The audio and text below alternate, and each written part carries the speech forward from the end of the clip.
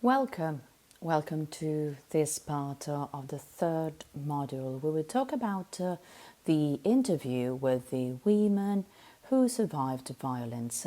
Let me introduce very briefly. I'm Maria Silvia Soriato. I'm a psychologist and psychotherapist, and I belong to a cooperative association called Be Free, working against violence, human trafficking and discrimination, which is involved in projects for women who are victims of violence, as well as victims of human trafficking. And the association has been existing since 2007.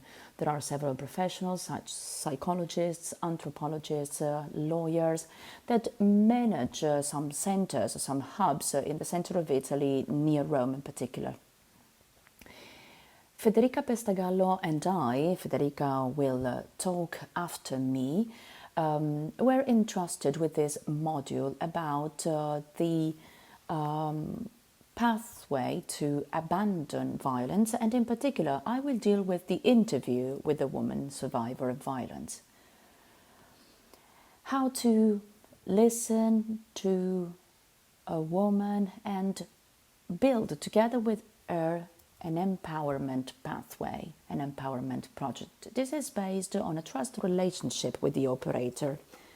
The operator will be able to create this trust relationship and this will be based on how strong the operator feels in understanding the dynamics of the violence and the woman, and on how to really take a realistic step forwards with the woman by meeting the woman and creating a network. So what we are saying in this training course is fundamental for the necessary steps to be taken in order to support and help women in an effective way. Let me start by imagining who the operator meets during an interview. So, who is the woman who has survived violence, the woman in front of us? What's her appearance? What do we expect from her? What do we expect to be asked? And one of the most complex questions is, why hasn't she left him before? How couldn't she realize that this relationship is harmful for herself? As operators, we are aware of the fact that these questions are unavoidable, and these questions are the questions that we asked first and foremost to ourselves. But we need to understand this in order to welcome the woman with no prejudice, because prejudice wouldn't allow me to create this trust relationship. So together with the woman, we start wondering, who is the woman that experienced violence? Because for a very long time, people have tended to think that a woman in a violence relationship has some psychological disorders or problems, or a specific, a specific profile. But there is no profile of this kind, and violence is transversal and affects women with different cultures, with different ages, religions, social classes, and it can really be, affecting all the women's population. If there is some psychological vulnerability, well, this is possible, but this does not characterize the woman. And so, if there is no psychological vulnerability that,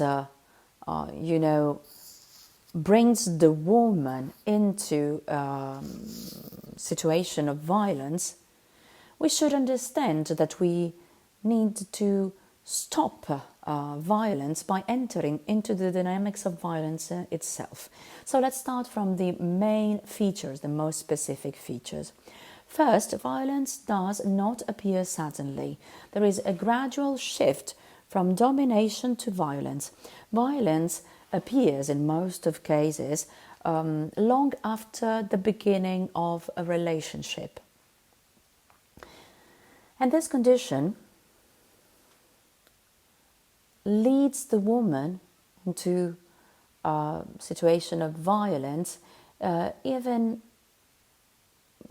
after the relationship has begun and has become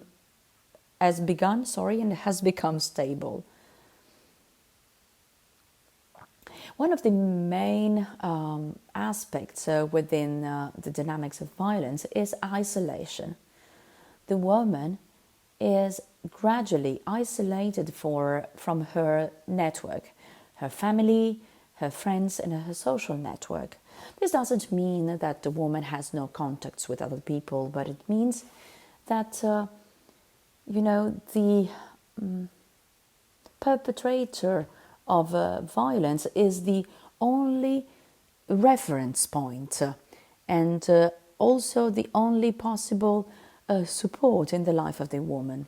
This condition leaves the woman with no other points of reference, and so there is this inevitable sense of loneliness and isolation that makes the woman feel ineffective and makes her feel that it's impossible to find any other kind of help and support in other domains. Another interesting thing is that the behaviors of the person perpetrating violence are based on logics that are similar to the ones that are used in sects. And literature agrees on recognizing some specific aspects that can be found also in sects and in violent relationships within families. More specifically, victims are subject to threats, microaggressions that are totally unpredictable. Due to this situation, there are the same kinds of effects. First of all, some disorientation and frustration with a psycho and physiological modification, as well as a sense of helplessness, no way to imagine a possible alternative.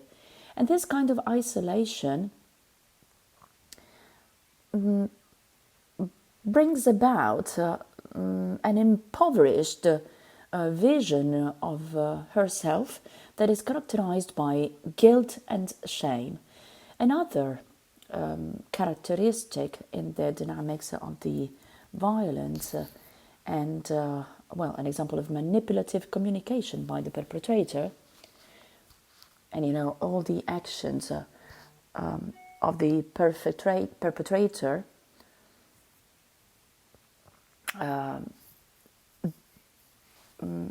remove a sense of self from the victim. And so there is a condition that is constantly ambiguous and ambivalent. This is similar to microviolence, the microviolence that I mentioned earlier, and the effects are similar, as it confuses the victim, creates confusion on her possibilities, and makes her feel more and more vulnerable with a fragmented self due to confusion, to doubt, and to the impossibility of relying on one's sense of judgment. And this table shows you some examples of the effects on the survivors. So it will be very important to keep something clear in mind when we meet a woman survivor. That is, the effect and the psychophysical situation of the woman. Stress is a constant alert, and it is a common element for these victims. The constant alert is due to a lot of fears that are related to threats, to violence, and to small and major traumas, traumatic experiences that make the victim fear of dying, but also there is also, the humiliation perceived by the victim that constantly pays attention to, finding a way to avoid these experiences. Another important thing to consider when we think of cognitive stress given by traumatic experiences is that in human beings, stress is activated in behaviors and in alerts, not only when there is some threat, but also when this threat is imagined. So there is some sort of preventive alert, preventive warning, which has a negative impact on cognitive processes and also a negative impact on the abilities to remember, to speak, to talk, and to reconstruct the meaning of one's existence. And women who survived violence, and in particular if they are still in conditions of violence, have some retraction and also suffer from some depression. Moreover, they tend to avoid any kind of affections because, they tend to be not, let's say, emotionally involved in cases of traumas. And this can be a sign of the truth behind the story that a lot of women tell. The operators and professionals should notice not only the effects on the body, but also the psychophysical response to danger, which consists in the activation of the autonomous nervous system. So it is important to identify these other signs in order to assess the real condition of the woman that we are meeting, that is in front of us and with whom we are speaking. In order to explain better what I'm saying, I would like to use the words of Laura. Laura is a woman that I met at Be Free's services. And there was this listening relationship that was used in the center. And Laura says that she felt inhabited by him. She didn't know how this could be possible, but she started thinking with his head and seeing the world with his eyes. And the most frightening thing was that this happened in the couple, at work, at school. It was always me, she says, at least in the appearance. and I was afraid of going crazy.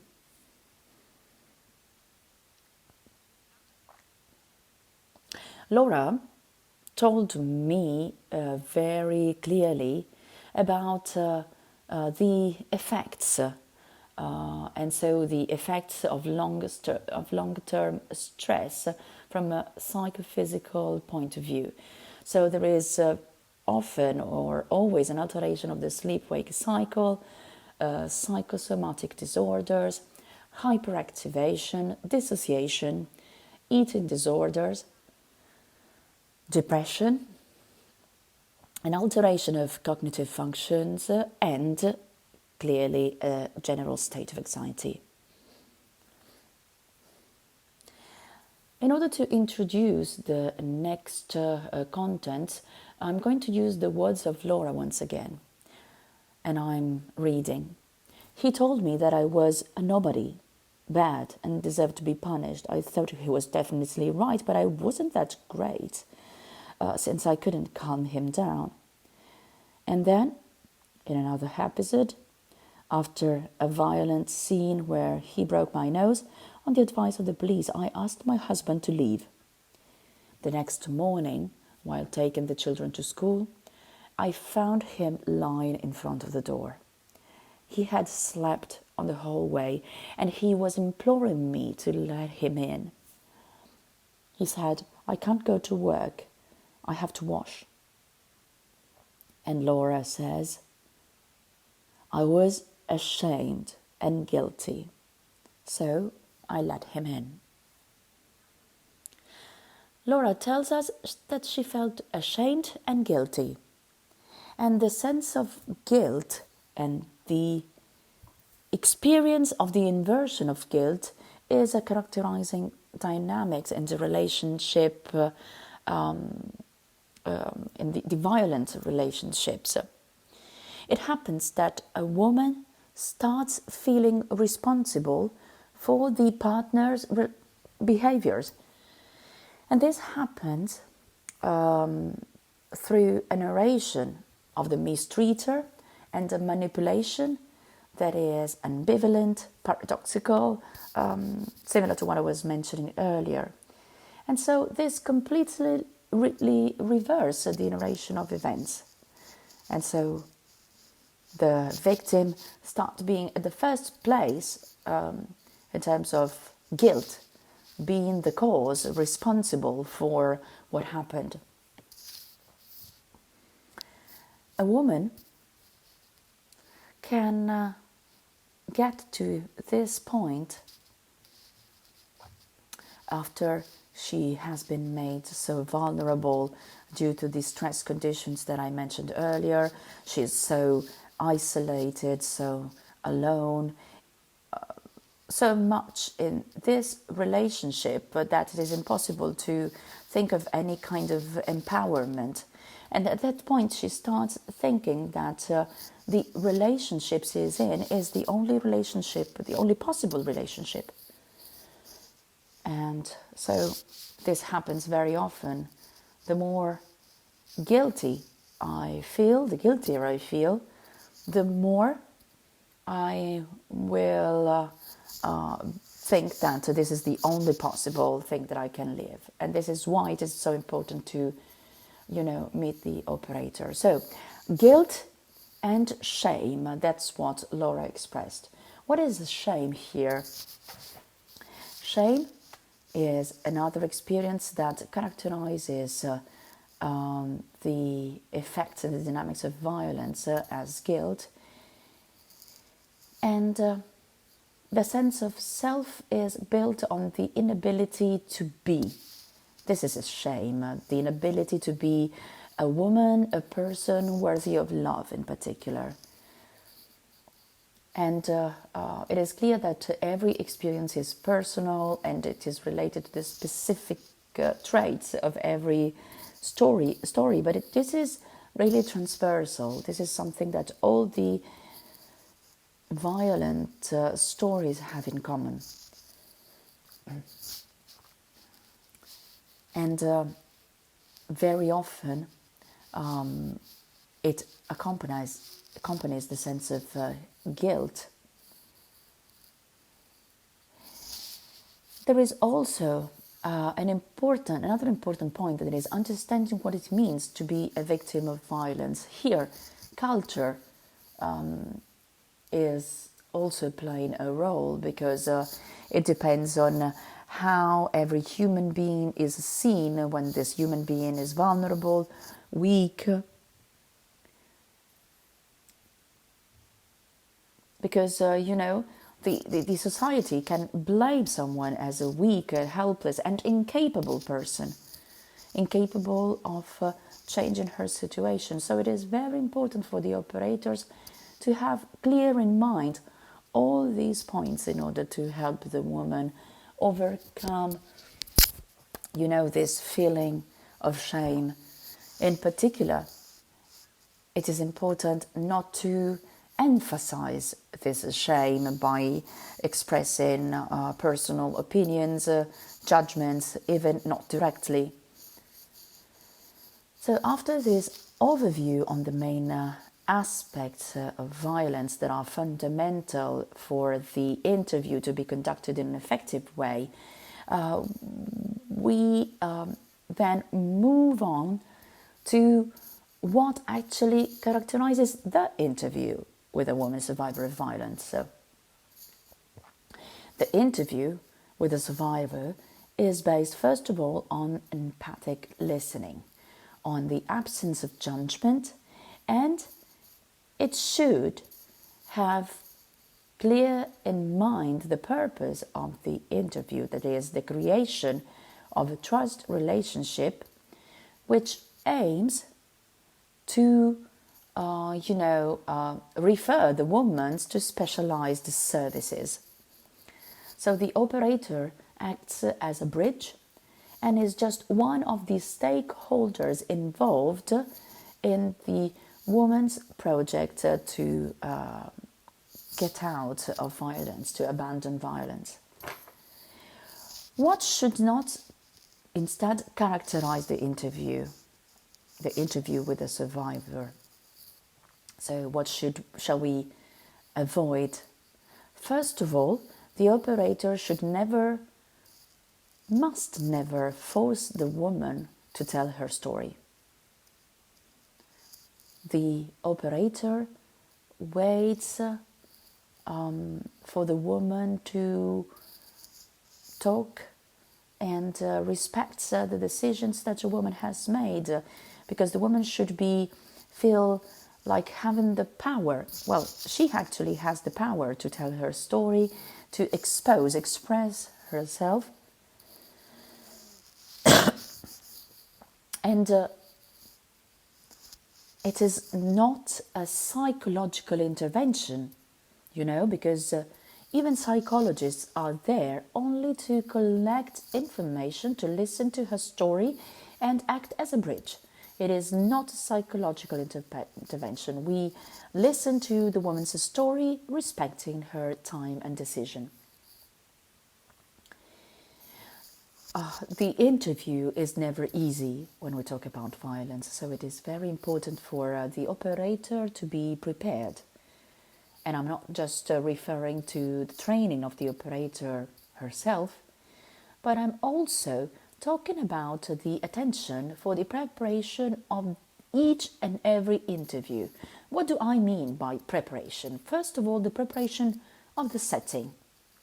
It is not necessary to have a dedicated space, a dedicated room. That would be the, perfect, the ideal condition. But if this is not possible, the important thing is to recreate a confidential place with, privacy, where the woman feels that the information will only remain within those walls and, let's say, within the operator's ears. So the operator prepares the materials, and this helps the operator herself to deal with the situation, to somehow be detached as needed, and also, leaving the right space in her mind for the story of the woman. Questionnaires, sheets, tables are useful, might be useful to move on in the interview and start to be fundamental when we detect violence. The important thing is, how should we use those tools? These tools must be guidelines that must be followed, or forms to fill in. Yet, it is not, the police questioning someone. We should always remember that we need to feel closely connected and to respect the times set by the victim. So, what are the purposes of the interviews that we should bear in mind? First of all, I repeat it, create a relationship of trust, and then collect useful information for getting out from violence, detect the risks that the woman is exposed to, provide information and maybe, facilitate questions on behalf of the woman. And in particular, the main purpose of each interview, of every interview, is get to the next meeting, the next consultation with the same operator or with other stakeholders that are involved in the support network. What is the main element in every interview? It is empathy. I've already said that. But what is empathy? And let me refer to what Goethe said. Empathy is not sympathy. Empathy is a research tool that we all have and that allows us to understand how a woman perceives herself and the others. So the personal perception, and it is a good way to investigate, to explore the state of the woman during the interview, and it also allows to modulate the negative emotions that the woman might feel. So empathy will always be like a compass in every interview. And now let's have a look to how to facilitate the self-narration for the woman. The operator will need to prepare for listening, for an active listening, and for paying great attention to the narration. It will also be very important to leave room for life experiences and emotions. It can happen that a woman needs to cry or needs to, focus on the emotions that she's feeling. So it will be very important to leave the woman the chance to do it and leave her the right space, the right time. Another very important thing is that the operator uses a clear and understandable language. So a great attention to the language, and also being aided by a cultural mediator. And finally, communicate empathic understanding. So empathic understanding really means I'm understanding what you say. It must be so difficult. Or underlining what we have emotionally imagined, the possible experience of the woman. It is also very important to constantly pay attention to non-verbal communication. So pay attention to proximity, to movements, to our posture, position that must be adapted, let's say, to the culture and emotional state of the woman. Another important thing is to address one problem at a time, answer one question at a time if the woman is asking us for information. And so, trying to go step by step in the process together. And last but not least, work on achievable goals. Again, one at a time. It is not necessary to start from the very beginning and have clear in mind the whole project. What is important is to build together with the woman the project starting from each and every small step. But why doesn't the woman want to speak about violence? Because considering her condition of violence, it is possible that it is not even the first time that the woman looks for help. It is possible that the woman has already looked for support, and maybe she wasn't believed, she wasn't protected, she wasn't accepted. And so she fears not to be believed, accepted, and protected again. And maybe she has imagined elaborated an idea according to which it is impossible for her to get out from that condition. And so maybe past experiences of failure have increased this sense of powerlessness, also due to not adequate responses given in the past by those who should have supported her, helped her. There are many attempts that women often do to, empower themselves and get out of the condition of violence. And this makes us understand that it is very important to have clear in mind the power that operators can have. According to Hoffman, this power that is called the power of the gown or the power of the uniform, allows the healer, let's say, to hold a socially recognizable role of power. And it is crucial to be aware of this power in order to make it an opportunity for the woman, because it is the first step in this empowerment project for the woman in abandoning violence. So this power is responsibility both for the woman and for the operator listening to the woman, that will become and represent the first step for a new possible life. So it is fundamental that a woman feels that someone with an authority can believe what she's saying, understand what she's feeling and her condition of violence.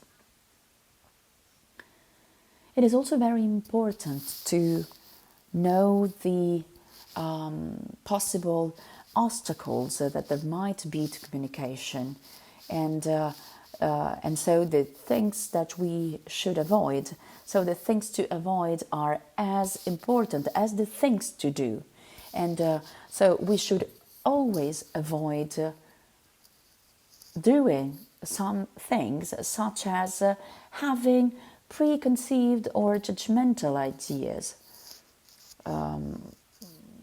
preconceptions on violence, on the dynamics of violence, but also the idea of already knowing the condition of the woman, the problems that she might have, and not allowing her to really tell her story.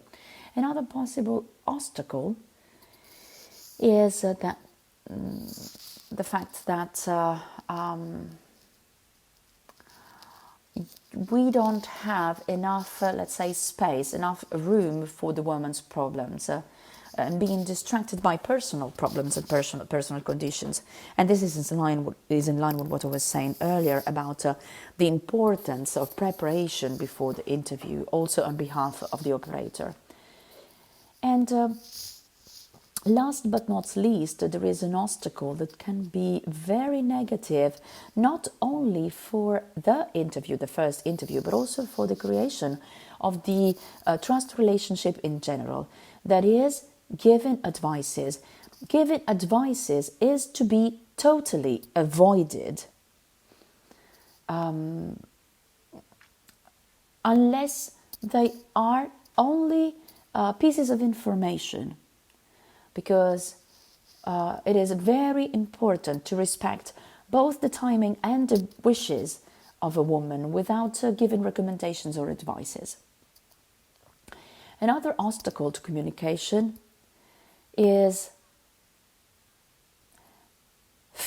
having, like being afraid of asking questions that are related to the intimate condition of the woman, and imagine that these kinds of questions might make the women's situation more serious and aggravate the women's situations both materially and psychologically.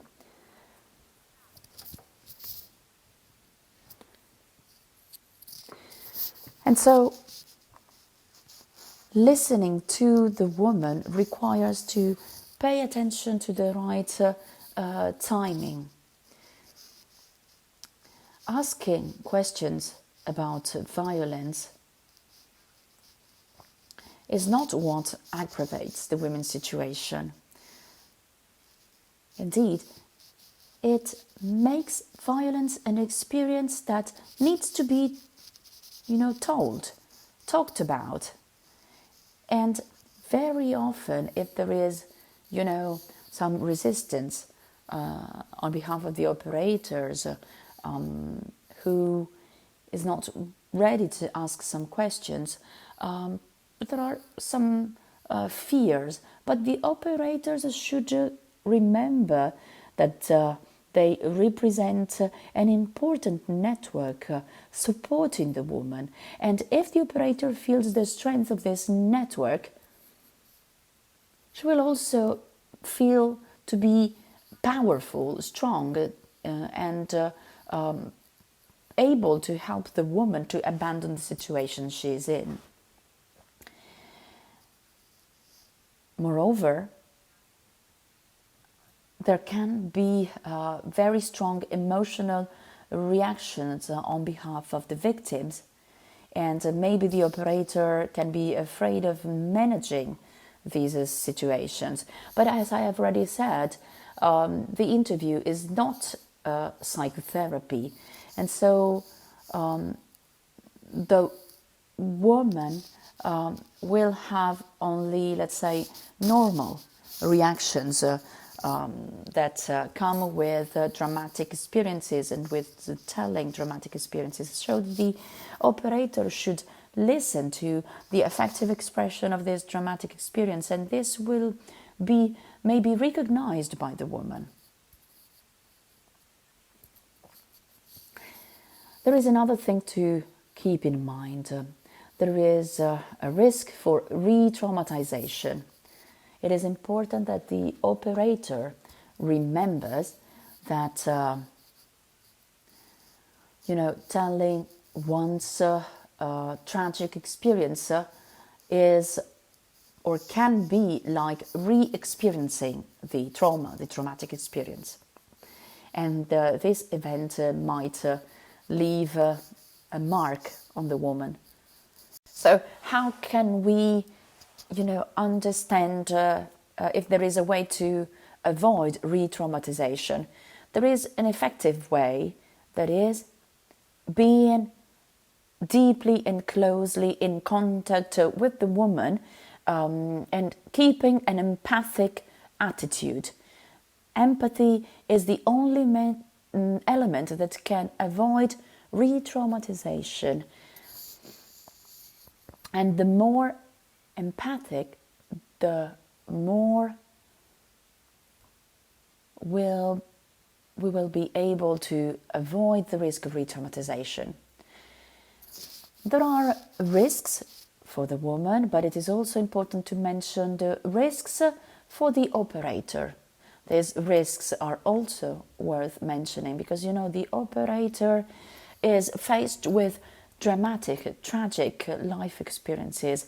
And one of the risks might be identification, the fact of identifying oneself with a woman. So it is important to keep the right distance and detachment, especially if there are situations that are somehow related to one's personal experience.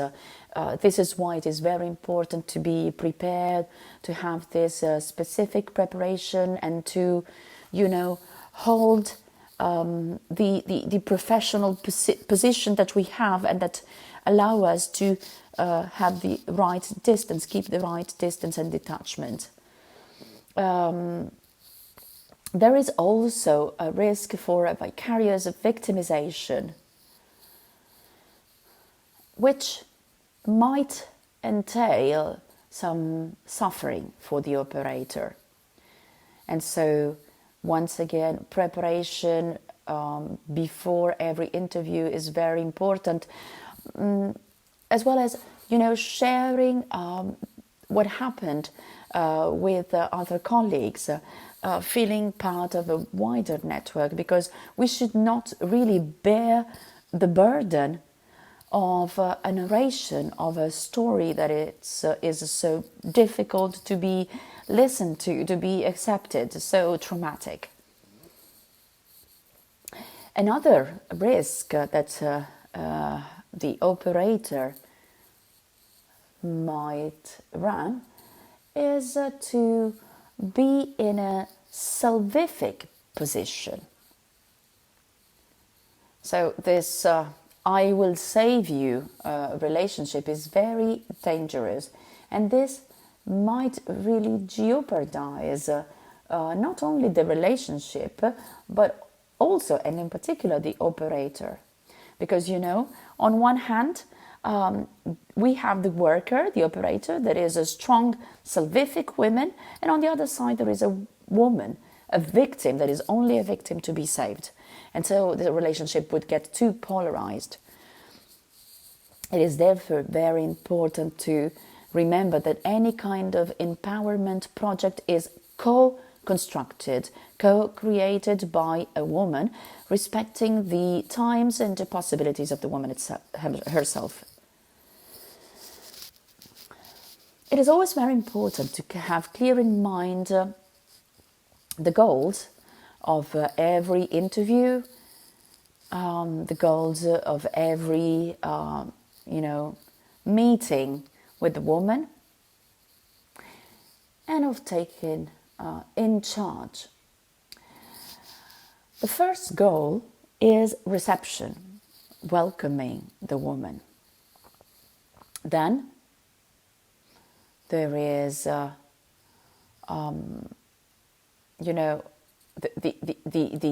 one of the main goals, because one of the main goals of the interview is to get to another interview, to another meeting, or to a referral, let's say, to other specialists.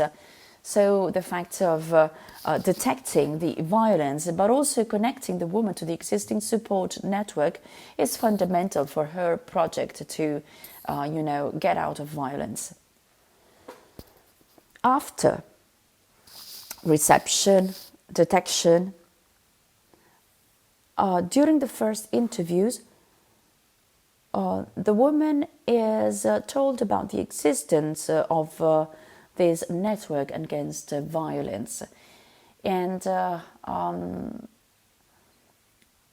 she will receive information on other stakeholders